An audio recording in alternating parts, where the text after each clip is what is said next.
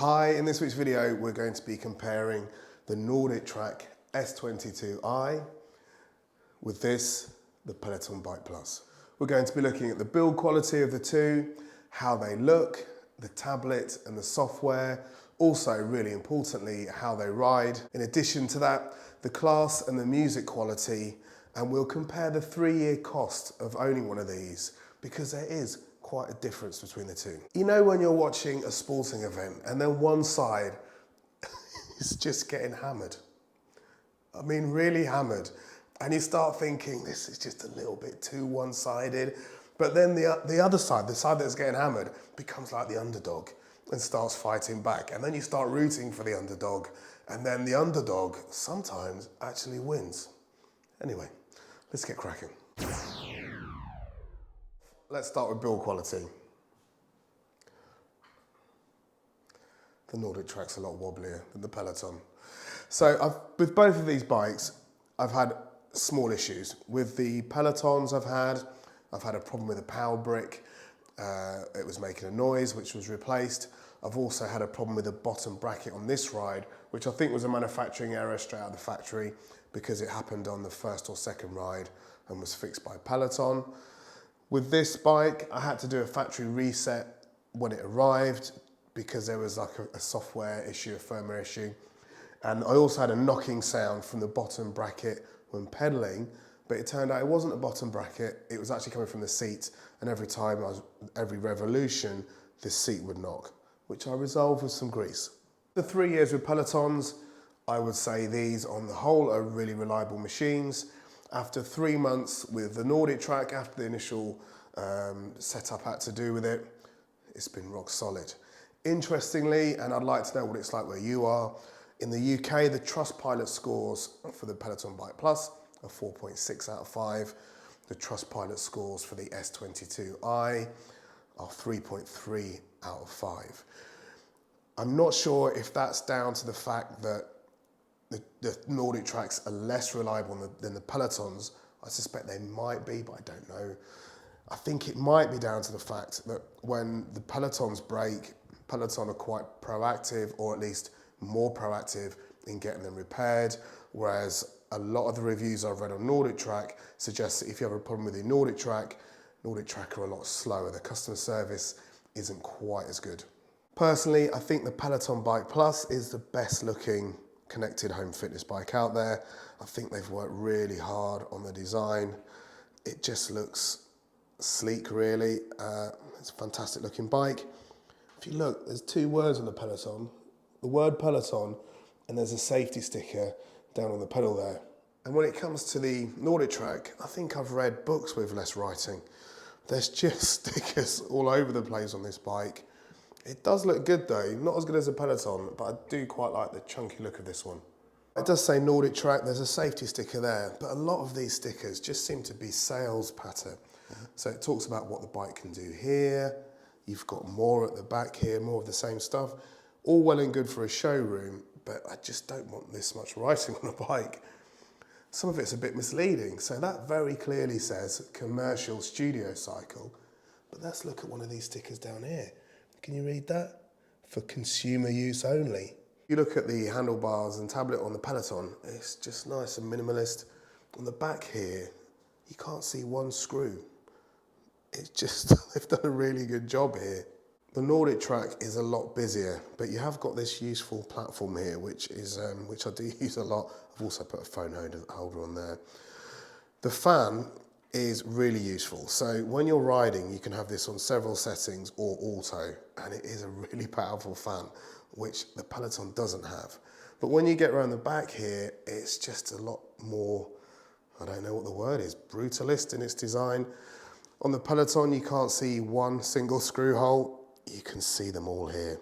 They're just everywhere. Now, although the Peloton does look better, this has grown on me, as I've mentioned, and although I've got air conditioning in this gym, but this fan is excellent. So when I'm riding, the room's cool anyway because of the air conditioning. But on the auto setting, when you're riding along, it kind of seems to adjust the speed of the fan dependent on what you're doing. So if I'm going really fast, it feels like the fan gets faster, which is a really nice touch. Not attractive, but very, very good. When it comes to the tablet, it's another win for Peloton. From the bike being off, it's really quick and easy to get into a workout. You can see there's not really much lag. If you wanted to go into that ride, for instance, it's as easy as that. Probably within 10 seconds, we're in a ride. This is a more laborious task with the NordicTracks. This screen doesn't ever go off, which is an odd thing. It's just on all the time. But to get into a ride, you just need to tell it who you are. And it's just a little bit slower. If I wanted to take on this ride, for instance, it's hard to know sometimes whether you've pressed it and it's just thinking about it, or it's, here we are. So more spinny wheel, more spinny wheel. Let's hit the start button. It's loading the workout. I'm sorry about this. It's getting there. Oh, this is almost painful. And then we're in the workout, we're in the waiting area for the workout. I think it's really important to stress though that when you're in the workout, it's actually fine. It's just a lot slower to get to a workout on the NordicTrack than it is a Peloton. Both screens are 1080p. I would say that the Peloton Bike Plus screen is just a little bit sharper. This is more like the Peloton bike. And if you're in the fitness industry and you're making these machines, 4K. 4K. It's not 2015 anymore. We want 4K on our fitness equipment. When it comes to the music, the best music is actually Apple Fitness Plus, but this different video. Peloton's music is good. When you're doing a workout, the music reflects the workout. I never think it's amazing, but I think it's good. When it comes to the NordicTrack, you have radio stations. So the workout won't be linked directly to the music, but you do get a choice of different music to choose from. So we get 4 stations in the UK. I think in the US you get 11 stations. And you just select the music which best matches what you're doing, which is really, it doesn't make any difference for the outdoor rides, which are the one I'm going to talk about shortly. But on the indoor rides, it's kind of better if the music matches the workout. Also, the music here, I don't know if it's like non-copyrighted or something, but yes, I don't think I've had a song on here that I've actually heard of. Generally, what I do is I just have the instructor on full volume and the music turned quite far down. The reason being is, and I'll talk about this in a second, these feel much more like one-on-one coaching sessions than they do sort of class workouts. And overall, I would say that nearly everything that Peloton do, their on the bike and off the bike workouts, are just a little, all bar one, which is a really big thing for me, and I'm going to tell you about it in a moment. All bar one, Pelotons is just a little bit slicker. And if you want a studio type environment class like this one, then I would choose Peloton. There's nothing wrong with the NordicTrack ones, the Peloton ones are just better. However, there is one section where NordicTrack just absolutely blows Peloton out of the water, and that's their outdoor rides. So with these studio rides here, the outdoor rides that Peloton produce there's not that many, and they're, to be honest, they're okay, they're not that good. However, after 350 studio rides, it's a bit like a long-term relationship. So I think they're good still, but unless one of us gets kidnapped, we don't always have a lot to talk about. There's no surprises here. It's kind of pretty much the same 4 or 5 studios with the same instructors. It is very, very good, but I've got slightly bored of it. This content here, the outdoor content, and the reason I'm showing you on the television and not the bike is with the Peloton, I can just run video. With this, if you stop pedaling, it just stops the video. So I can't show you, but I can show you here. And when you finally get into the NordicTrack workouts, they are just really superb. These outdoor rides, it's very much like you and a coach. So you're following this coach around. It's so much more engaging than anything Peloton is producing, especially in their outdoor workouts. Yesterday I was riding with a coach through some mountain bike trails in Whistler. Today's bike ride was in Hawaii. Tomorrow I've got my eye on some Nordic riding. You can pick just a single ride like this, or you can do a series of rides in the same area. Like Peloton, there's also auto follow, auto resistance on the bike. And one thing that this bike does, and I'll show you in a second, is when you're on a bike ride and the coach goes up a hill, the bike goes up, and then when you're going down, the bike goes down. And they change the resistance slightly. So although your resistance is static, it adds a bit more up, or adds quite a bit more up, and it adds less down. And hopefully you can see here, now the motor is a little bit noisy, but when you've got your headphones in, you won't notice. It's got a 10% incline, sorry, and a 10% decline and a 20% incline. And when you're on the bike, you can really, really feel it. When this bike starts coming up near its 20%, and it auto adds that resistance to replicate a hill.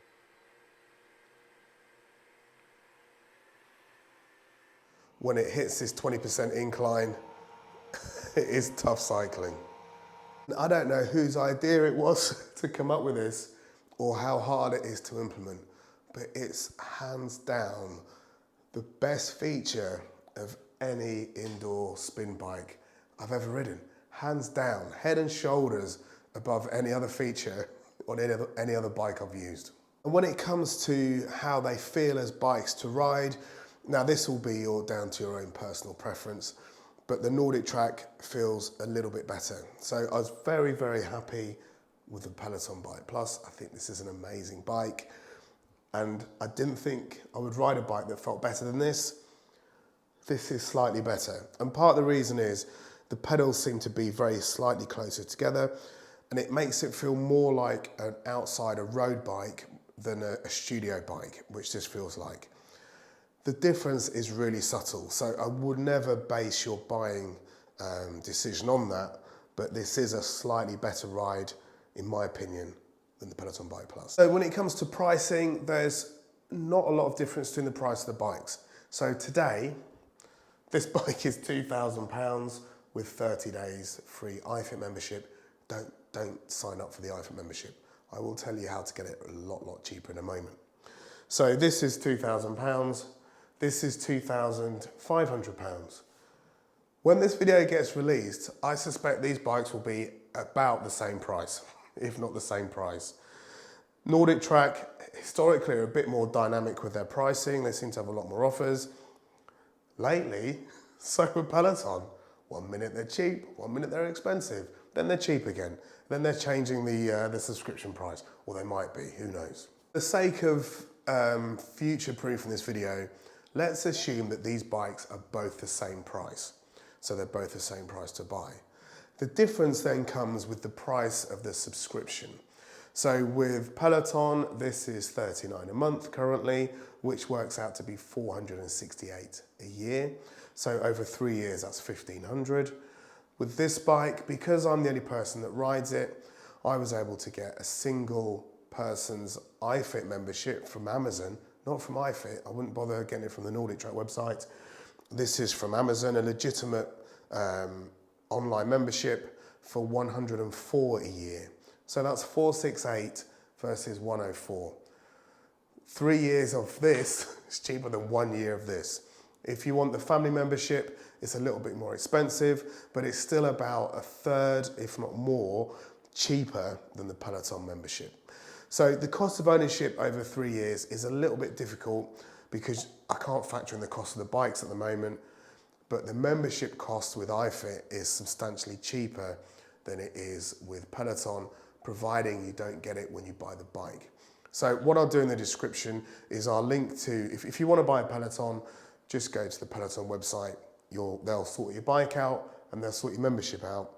If you want to go to buy one of these bikes, then go to the NordicTrack website or Amazon for your bike. I'll link to both and compare the prices, but don't get your membership when you get the bike from NordicTrack.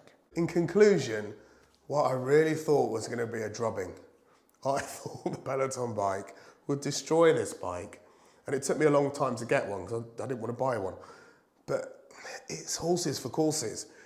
If you want class-based content and you're doing lots of off-the-bike stuff as well, you're probably going to find that this is the bike for you. If you want the outdoor ride experience, and I'm absolutely loving these more than the studio classes on here, then the NordicTrack is just amazing, especially with that feature and the auto resistance and the auto follow. Such a hard decision. Next time, I've got a NordicTrack S22i, the big screen version of this, which I'll review as well. Until then, see you soon.